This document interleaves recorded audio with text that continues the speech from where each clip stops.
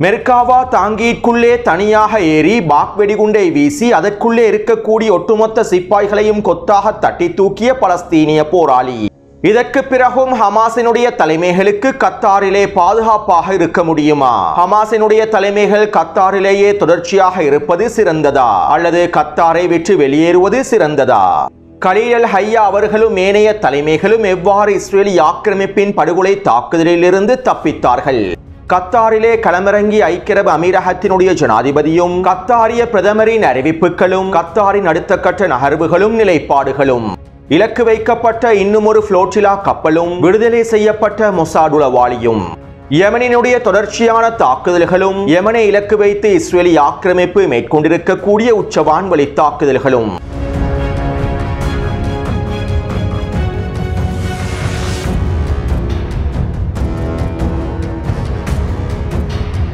கத்தாரிலே Israeli ஆக்கிரமிப்பு மேற்கொண்ட தாக்குதலுக்கு பின்னால் உள்ள உண்மைகள் தொடர்பாகவும், இந்த தாக்குதலுக்கு பின்னால் இருக்கக்கூடிய கூட்டு சதித்திட்டங்கள் தொடர்பாகவும், இந்த தாக்குதலுக்காக முன்வைக்கப்பட்ட வடிவமைக்கப்பட்ட பொறி தொடர்பாகவும், இந்த தாக்குதலின் போது நடைபெற்றிருக்கக்கூடிய மிக முக்கியமான சம்பவங்கள் தொடர்பாகவும் இன்று மதியம் விசேட காணொலி ஒன்றை பதிவிட்டிருந்தேன். இந்த காணொலியை பார்வையிடாதவர்கள் கீழே கமெண்ட்ஸிலே இருக்கக்கூடிய லிங்கினை பயன்படுத்தி குறித்த காணொலியை பார்வையிடுங்கள். இந்த காணொலியின் மூலம் கத்தார் மீதான இஸ்ரேலி ஆக்கிரமிப்பின் தாக்குதல்கள் தொடர்பான பல முக்கியமான உண்மைகளை உங்களுக்கு தெளிவாக புரிந்து கொள்ள முடியும். அத்தோடு கத்தார் மீதான இஸ்ரேலி ஆக்கிரமிப்பின் தாக்குதல்கள் தொடர்பாக கத்தாரினுடைய பிரதமரும் கத்தாரின் வெளியுறவுத்துறை அமைச்சகமும் விசேட அறிக்கைகளை வெளியிட்டிருந்தன.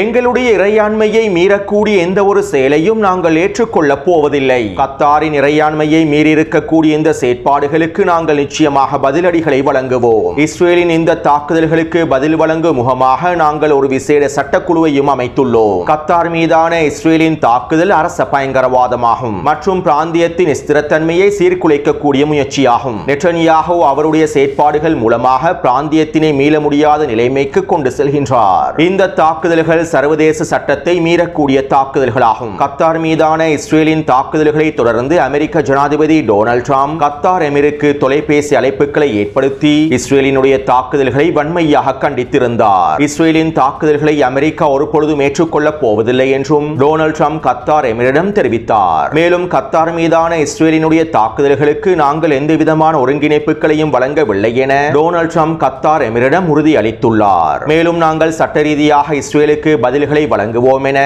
கத்தாரினுடைய பிரதமர் தெரிவித்துள்ளார்.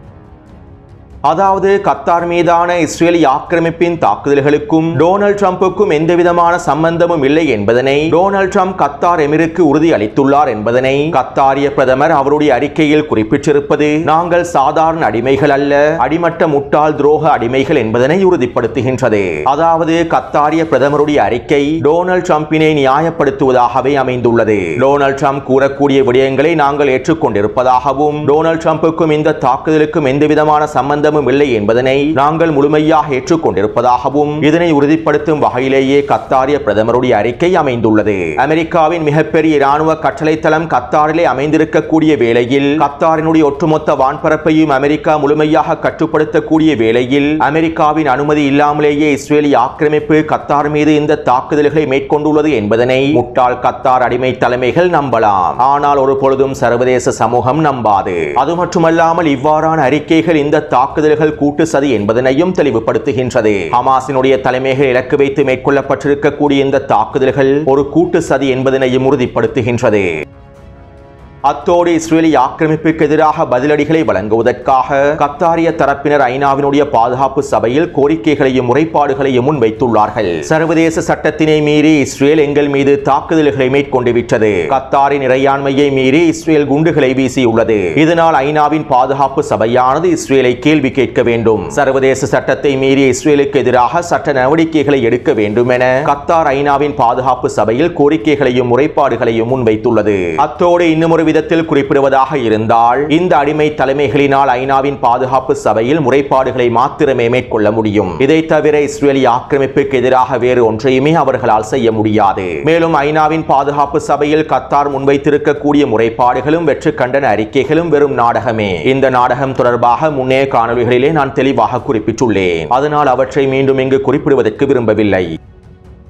அடுத்து இன்று மாலை ஐக்கிய அரபு அமீரகத்தினுடைய ஜனாதிபதி முகமது பின் ஜயீத் கத்தாரிலே களமிறங்கி கத்தாரினுடைய எமிரின் கண்ணீரை துடைத்து ஆறுதல் கூறியுள்ளார். மேலும் இன்றிரவு ஜோர்டானி அடிமை மன்னரும் கத்தாரில் களமிறங்கப் போவதாகவும் தெரிவிக்கப்படுகின்றது. அதே போன்று நாளைய தினம் சவுதி அரேபியாவின் ஜோனியும் கத்தாரிலே களமிறங்கி கத்தாரி எமிரினுடைய கண்ணீரை துடைத்து ஆறுதல் கூறப் போவதாகவும் தெரிவிக்கப்படுகின்றது.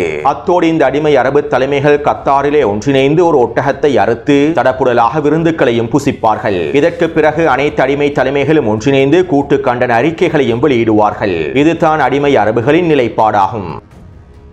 உண்மையிலேயே அல்-அக்ஸா வெள்ளப்போரானது இந்த அடிமை அரபுகளுடைய உண்மையான முகத்தை வெளிப்படுத்தியுள்ளது. அடிமை அரபுகள் பலஸ்தீனிய மக்களுக்கு செய்து வரக்கூடிய துரோகத்தையும் இஸ்ரேலி ஆக்கிரமிப்போடு கொண்டிருக்கக்கூடிய இயல்பாக்கத்தையும் உறவுகளையும் அல்-அக்ஸா வெள்ளப்போரானது அம்பலப்படுத்தியுள்ளது. இவ்வளவு நாளாக அடிமை அரபு தலைமைகள் சர்வதேச முஸ்லிம் சமூகத்தை ஏமாற்றி வந்துள்ளார்கள் என்பதனையும் அல்-அக்ஸா வெள்ளப்போரானது அம்பலப்படுத்தியுள்ளது. அடுத்து இஸ்ரேலி ஆக்கிரமிப்பின் தாக்குதல்களில் உயிர் தப்பிய ஹமாஸினுடைய தலைமைகள் தொடர்பாக பல தகவல்கள் வெளியாகியுள்ளன. அதிகளவான ஆதாரங்கள் கலீல் அல்-ஹய்யா அவர்களும் ஏனைய தலைமைகளும் உயிர் தப்பியுள்ள விதம் இவ்வாறு தான் என்றும் குறிப்பிட்டுள்ளன.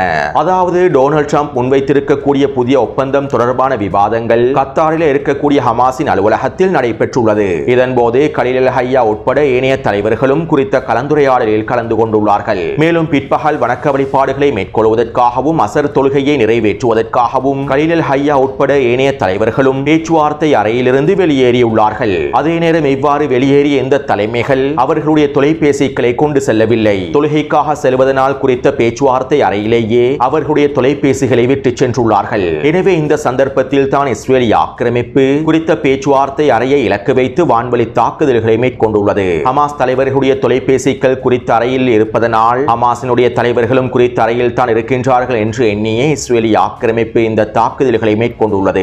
இருப்பினும் அசர் தொழுகைக்காக ஹமாஸினுடைய தலைமைகள் குறித்த பேச்சுவார்த்தை அறையிலிருந்து வெளியேறியுள்ளார்கள். இதனாலேயே கலீல் அல்-ஹய்யா அவர்களும் ஏனைய தலைமைகளும் உயிர் தப்பியுள்ளார்கள் என அதிகளவான ஆதாரங்கள் சுட்டிக்காட்டுகின்றன. அத்தோடு குறித்த தாக்குதல் நடைபெற்றதற்கு பின்பு கலீல் அல்-ஹய்யா அவர்களும் ஏனைய தலைவர்களும் வைத்தியசாலையில் அனுமதிக்கப்பட்டுள்ளார்கள். மேலும் வைத்தியசாலையில் இருந்து கலீல் அல்-ஹய்யா அவர்கள் தொடர்பான புகைப்படம் ஒன்றும் வெளியிடப்பட்டிருந்தது. அந்த புகைப்படத்தை டெலிகிராம் சேனலிலே பதிவிட்டுள்ளேன். அடுத்து இஸ்ரேலி ஆக்கிரமிப்பின் தாக்குதல்களை தொடர்ந்து யுத்த நிறுத்த பேச்சுவார்த்தைகளில் இருந்து விலகுவதாக கத்தார் அறிவித்தது. இருப்பினும் தற்போது யுத்த நிறுத்த பேச்சுவார்த்தைகளை தொடர்வதாகவும் காசாவின் யுத்த நிறுத்த பேச்சுவார்த்தைகளில் தொடர்ந்து மத்தியஸ்தர்களாக செயற்படுவதாகவும் கத்தார் தெரிவித்துள்ளது. இருப்பினும் இதற்கு பிறகு ஹமாஸினுடைய தலைமைகள் கத்தாரில் இருப்பது அவர்களுக்கு மிகப்பெரிய ஆபத்தாகும். தற்போதைய சூழ்நிலையில் கத்தாரில் இருக்கக்கூடிய ஹமாஸினுடைய தலைமைகள் கத்தாரை விட்டு வெளியேறுவதே சிறந்த தீர்வாக அமையும். ஒருவருக்கு மரணம் நிச்சயிக்கப்பட்டிருந்தால் அவர் எங்கிருந்தாலும் அந்த மரணம் அவரை வந்தடையும். இதிலே எந்த விதமான மாற்று கருத்துக்களும் இல்லை. ஆனால் அடிமை அரபு நாடுகளில் ஹமாஸினுடைய தலைமைகள் படுகொலை செய்யப்பட்டால் அதற்கு பதிலடியாக எந்த விதமான நடவடிக்கைகளும் மேற்கொள்ளப்பட மாட்டாது. இஸ்ரேலி ஆக்கிரமிப்புக்கு எதிராக ஒரு ஏவுகணை தாக்குதல்களை கூட இந்த அடிமை அரபுகள் மேற்கொள்ள மாட்டார்கள். ஐநாவின் பாதுகாப்பு சபையில் முறைப்பாடுகளை மேற்கொள்வது படுகொலைக்கான ஒரு சிறந்த பதிலடியாக எப்போதுமே அமையாது. எனவே ஹமாஸினுடைய தலைமைகள் இதற்கு பிறகு ஈரான் அல்லது யெமன் போன்ற நாடுகளில் களமிறங்குவது சிறந்ததாகும். குறிப்பாக ஹமாஸ் தலைமையகத்தை ஈரானுக்கு மாற்றம் செய்வது சிறந்த முடிவாக அமைந்திருக்கும். மேலும் ஈரானிலே வைத்து ஹமாஸினுடைய தலைமைகள் படுகொலை செய்யப்பட்டால் நிச்சயமாக ஈரான் அதற்கான தகுந்த பதிலடிகளை இஸ்ரேலி ஆக்கிரமிப்புக்கு வழங்கும். அடிமை அரபுகளை போன்று ஐநாவின் பாதுகாப்பு சபையில் முறைப்பாடுகளை முன்வைத்து சர்வதேச முஸ்லிம் சமூகத்தை ஏமாற்றக்கூடிய வேலை திட்டங்களை ஈரானிய தலைமைகள் ஒருபொழுதும் மேற்கொள்ள மாட்டார்கள். தலைமைகளுடைய படுகொலைகளுக்கு தகுந்த பதிலடிகளை வழங்குவதன் மூலமாகவே ஆக்கிரமிப்பு எதிரிக்கு ஒரு சிறந்த பாடத்தினை கற்பிக்க முடியும் என்கின்ற நோக்கத்தின் அடிப்படையிலேயே ஹமாஸினுடைய தலைமையகம் ஈரானுக்கு மாற்றம் செய்யப்படுவது ஒரு சிறந்த தீர்வாக அமையும். அத்தோடு ஹமாஸினுடைய தலைமைகள் இன்னும் இவை தொடர்பாக எந்தவிதமான முடிவுகளையும் அறிவிக்கவில்லை. எனவே நாம் பொறுத்திருந்து பார்ப்போம். அடுத்து இஸ்ரேலி ஆக்கிரமிப்பின் பாதுகாப்பு அமைச்சர் இவ்வாறு தெரிவித்துள்ளார். இஸ்ரேலினுடைய பாதுகாப்பு கொள்கைகள் தெளிவாக இருக்கின்றன. இஸ்ரேலினுடைய நீண்ட கைகள் எதிரிகளுக்கு எதிராக எந்த இடத்திற்கும் சென்று தாக்குதல்களை மேற்கொள்ளும். அக்டோபர் 7ஆம் தேதி தாக்குதலோடு சம்பந்தப்பட்டிருக்கக்கூடிய ஹமாஸின் அனைத்து தலைமைகளையும் நாங்கள் முழுமையாக படுகொலை செய்வோம். இஸ்ரேலுக்கு எதிராக இருக்கக்கூடிய யாரும் தாக்கப்படுவார்கள். ஹமாஸினுடைய தலைமைகளும் முழுமையாக அளிக்கப்படுவார்கள். இன்று முடியாவிட்டால் இன்னும் ஒரு நாள் ஹமாஸினுடைய தலைமைகளை நாங்கள் படுகொலை செய்வோம். காசாவிலே போரை முடிவுக்கு கொண்டு வருவதற்கான எங்களுடைய நிபந்தனைகளை ஹமாஸ் முழுமையாக ஏற்றுக்கொள்ள வேண்டும். எங்களுடைய நிபந்தனைகளுக்கு அமைவாக ஹமாஸ் நிராயுதபாணியாக்கப்பட வேண்டும். இல்லாவிட்டால் நாங்கள் ஒட்டுமொத்த காசாவையும் அழித்து தரைமட்டமாக்கி காசாவை முழுமையாக கைப்பற்றிக் கொள்வோம் என இஸ்ரேலி ஆக்கிரமிப்பின் பாதுகாப்பு அமைச்சர் தெரிவித்துள்ளார். அதேபோன்று ஐநாவுக்கான இஸ்ரேலி ஆக்கிரமிப்பின் தூதர் டன்னி டெனோன் இவ்வாறு தெரிவித்துள்ளார். காசாவிலோ அல்லது லெபனானிலோ அல்லது கத்தாரிலோ பயங்கரவாதிகளுக்கு ஒரு பொழுதும் உயிர் வாழ முடியாது. இதனை ஐநாவின் பாதுகாப்பு குழுவானது தெளிவாக புரிந்து கொள்ள வேண்டும். ஹமாஸினுடைய தலைவர்கள் எங்கு இருந்தாலும் நாங்கள் அவர்களை அழிப்போம். ஒரு பொழுதும் நாங்கள் இந்த திட்டங்களில் இருந்து பின்வாங்க போவதில்லை. எங்களுடைய இந்த படுகொலை தாக்குதல்களை யாராலும் தடுத்து நிறுத்த முடியாது. கத்தாரிலே ஹமாஸினுடைய தலைமைகளை இலக்கு வைத்து தாக்குதல்களை மேற்கொண்டதற்கு பின்பு நான் அரபு நாட்டு தலைவர்களோடு தொலைபேசி அழைப்புகளில் கலந்துரையாடல்களை மேற்கொண்டிருந்தேன். அதிகளவான அரபு நாட்டு தலைவர்கள் இஸ்ரேலுக்கு எதிராக கண்டன அறிக்கைகளை வெளியிட்டிருந்தார்கள். ஆனால் அதே தலைவர்கள் என்னோடு உரையாடும் போது எங்களுடைய தாக்குதல்களுக்கான வாழ்த்துக்களை தெரிவித்தார்கள். அரபு நாட்டு தலைவர்களுடனான முறைசாரா பேச்சுவார்த்தையில் அன்ஆபிஷியல் பேச்சுவார்த்தைகளில் அவர்கள் எங்களுடைய தாக்குதல்களை வரவேற்றிருந்தார்கள். ஏனென்றால் அவர்கள் ஒரு பொழுதும் ஹமாஸை விரும்பவில்லை. ஹமாஸை முழுமையாக அழிக்க வேண்டும் என்று அவர்களும் விரும்புகின்றார்கள். மேலும் எங்களுடைய தாக்குதல்களை வரவேற்கக்கூடியவர்களாகவே அரபு நாட்டு தலைவர்கள் இருந்துள்ளார்கள் என ஐநாவுக்கான இஸ்ரேலி ஆக்கிரமிப்பின் பிரதிநிதி வெளிப்படையான கருத்துக்களை வெளியிட்டுள்ளார். அடுத்து இஸ்ரேலி ஆக்கிரமிப்பினுடைய இராணுவ ஆய்வாளர் நடேலியால் இவ்வாறு தெரிவித்துள்ளார். காசாவை முழுமையாக ஆக்கிரமிப்பதே நோக்கமாக இருந்தால் கத்தாரில் இருக்கக்கூடிய ஹமாஸினுடைய தலைவர்கள் தேவைப்பட மாட்டார்கள். ஹமாஸினுடைய பேச்சுவார்த்தை குழு தேவைப்பட மாட்டாது. அதே நேரம் குறிக்கோள் ஒரு ஒப்பந்தத்தினை முடிப்பதாக இருந்தால் கத்தாரில் இருக்கக்கூடிய ஹமாஸின் தலைமைகளை படுகொலை செய்வதன் மூலம் அந்த குறிக்கோளானது முழுமையாக குழி தோண்டி புதைக்கப்பட்டுவிடும். காசாவிலே போரின் தொடக்கத்திலிருந்து நெட்டன்யாஹு ஒவ்வொரு படுகொலைக்கு பின்பும் இவ்வாறு தான் தெரிவிக்கின்றார். இந்த படுகொலையின் மூலமாக ஹமாஸ் பலவீனம் அடைந்துவிடும் என்றும் யுத்த நிறுத்த பேச்சுவார்த்தைகளில் ஹமாஸ் பின்வாங்கிவிடும் என்றும் நெட்டன்யாஹு தெரிவித்து வருகின்றார். இஸ்மாயில் ஹனியாவை படுகொலை செய்ததற்கு பின்பு ஹமாஸ் யுத்த நிறுத்த பேச்சுவார்த்தைகளில் நிபந்தனைகளை கைவிட்டு விடும் என நெட்டன்யாஹு தெரிவித்தார். ஆனால் ஹமாஸினுடைய தலைமைகள் உறுதியாகவே இருந்தார்கள். பிறகு யஹ்யா சின்வர் படுகொலை செய்யப்பட்டதற்கு பின்பு ஹமாஸ் அதனுடைய நிபந்தனைகளை கைவிடும் என்றும் காசாவின் களத்திலிருந்து பின்வாங்கிவிடும் என்றும் நெட்டன்யாஹு தெரிவித்தார். ஆனால் ஹமாஸ் தொடர்ச்சியாக உறுதியாகவே இருக்கின்றது. இதனால் தற்போது கலீல் ஹையா அவர்கள் படுகொலை செய்யப்பட்டிருந்தாலும் ஹமாஸினுடைய நிலைப்பாடுகளில் எந்தவிதமான மாற்றங்களும் ஏற்பட்டிருக்காது. உண்மையில் தற்போது நெட்டன்யாஹுவுக்கு என்ன செய்வதென்று புரியவில்லை. 23 மாதங்களாக காசாவிலே இலக்குகளை அடைந்து கொள்ளவில்லை. மேலும் இதனால் நெட்டன்யாஹு உச்ச மன அழுத்தத்திற்குள் தள்ளப்பட்டுள்ளார். இந்த மன அழுத்தத்தின் விளைவாகவே இவ்வாறான முடிவுகளையும் நெட்டன்யாஹு எடுத்து வருகின்றார். கத்தாரில் இருக்கக்கூடிய ஹமாஸினுடைய தலைமைகள் மீதான தாக்குதல்கள் நெட்டன்யாஹுவின் பலவீனத்தையும் இஸ்ரேலிய இராணுவத்தின் பலவீனத்தையுமே எடுத்து காட்டுகின்றது. இதனை இஸ்ரேலியர்கள் தெளிவாக புரிந்து கொள்ள வேண்டும் என இஸ்ரேலி ஆக்கிரமிப்பு இராணுவ ஆய்வாளர் நடேலியால் தெரிவித்துள்ளார்.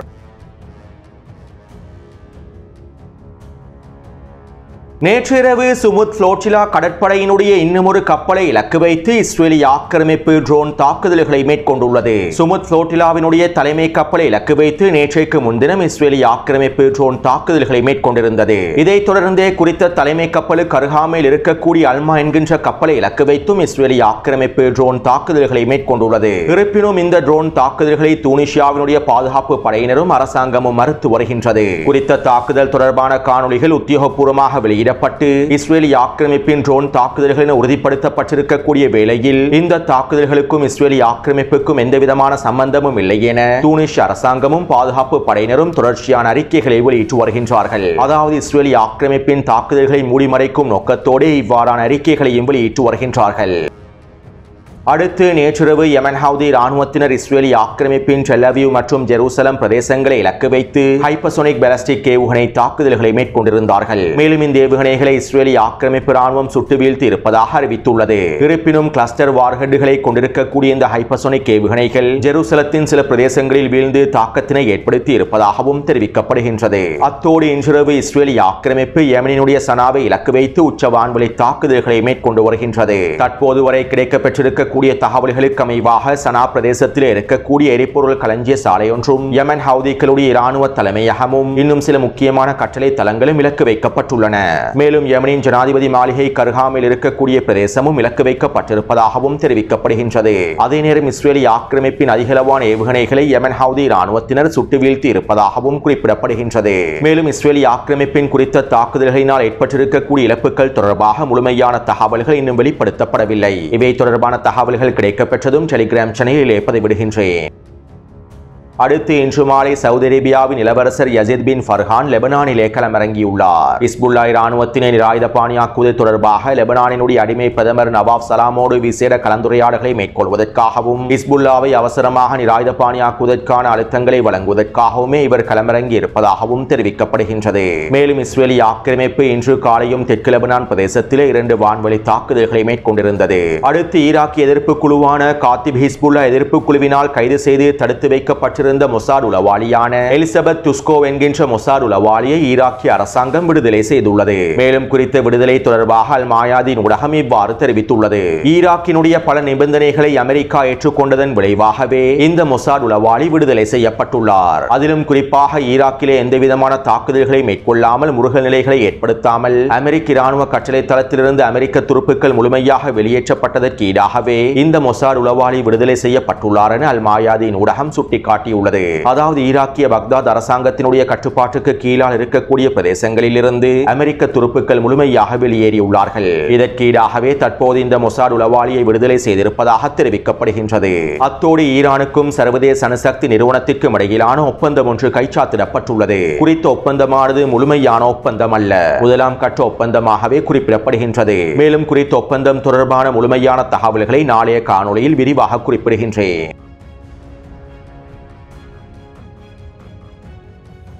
காசாவிலே இஸ்ரேலி ஆக்கிரமிப்பு தொடர்ச்சியான தாக்குதல்களை மேற்கொண்டு வருகின்றது. கடந்த 24 மணித்தியாலங்களுக்குள் மாத்திரம் காசா சிட்டியிலே 15க்கும் அதிகமான அடுக்குமாடி கட்டிடங்களை இலக்கு வைத்து இஸ்ரேலி ஆக்கிரமிப்பு தாக்குதல்களை மேற்கொண்டுள்ளது. மேலும் காசா சிட்டியிலே அடுக்குமாடி கட்டிடங்களுக்கு அருகாமையில் உள்ள கூடாரங்களை இலக்கு வைத்தும் இஸ்ரேலி ஆக்கிரமிப்பு தாக்குதல்களை மேற்கொள்கின்றது.